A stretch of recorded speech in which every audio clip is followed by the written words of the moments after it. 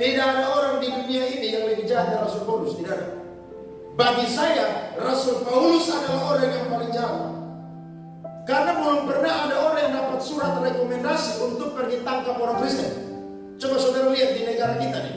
Pernah ada tidak orang dapat surat rekomendasi untuk pergi tangkap orang Kristen kemudian bunuh masuk penjara? Tidak pernah ada. Tapi Rasul Paulus, saudara, dia dapat rekomendasi. Banyak orang-orang pengikut jalan Tuhan ada di Damsyik. Dia dengan semangat yang jahat, saudara, menyala-nyala. Dia bilang begini, waktu saya sampai, saya akan binasakan mereka semua. Tapi justru Alkitab berkata, waktu dia sudah dekat pintu gerbang Damsyik, ada satu cahaya yang lebih terang dari cahaya matahari. Itu menyinari Rasul Paulus. Sehingga dia rebah, saudara-saudara. Dan akhirnya dia buta 3 hari 3 malam. Dia didoakan oleh seorang yang bernama Ananias. Dan disitulah dia bertobat. Kehidupannya berbalik 180 derajat. Ingat, pertobatan itu tidak setengah-setengah. Pertobatan itu 180 derajat.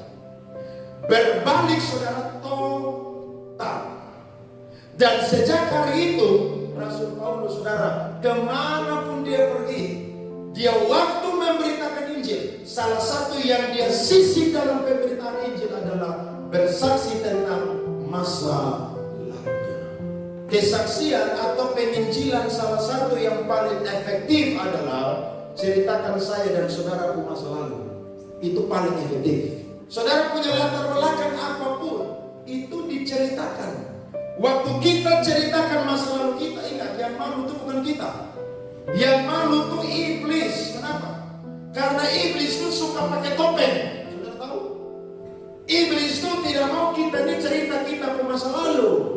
Makanya waktu kita baca Kejadian pasal 3, waktu Adam dan Hawa jatuh dalam dosa, mereka tuh buat pakaian dari apa, saudara? Dari daun, kan? Kenapa? Karena mereka tuh, saudara, malu. Yang pertama.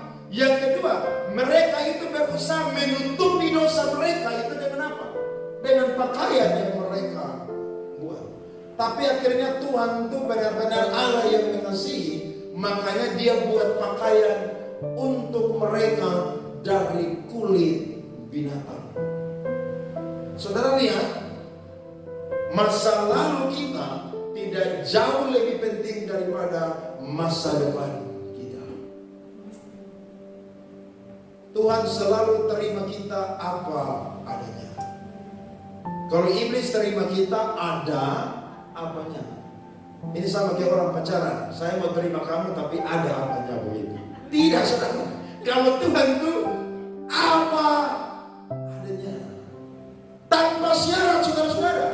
Waktu kita datang kepada Tuhan, Tuhan tidak pernah tolak orang yang mau datang kepada Tuhan.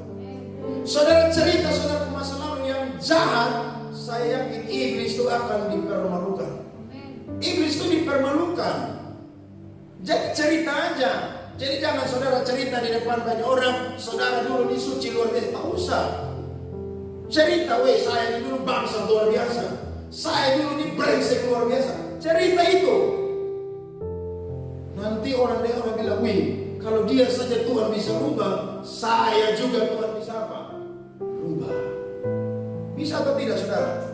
Buktinya saudara ada di rumah Tuhan di pagi sampai rubah saudara. Ya Tuhan yang rubah kita. Makanya saya dan saudara pakai kesempatan untuk yang namanya menyaksikan masa lalu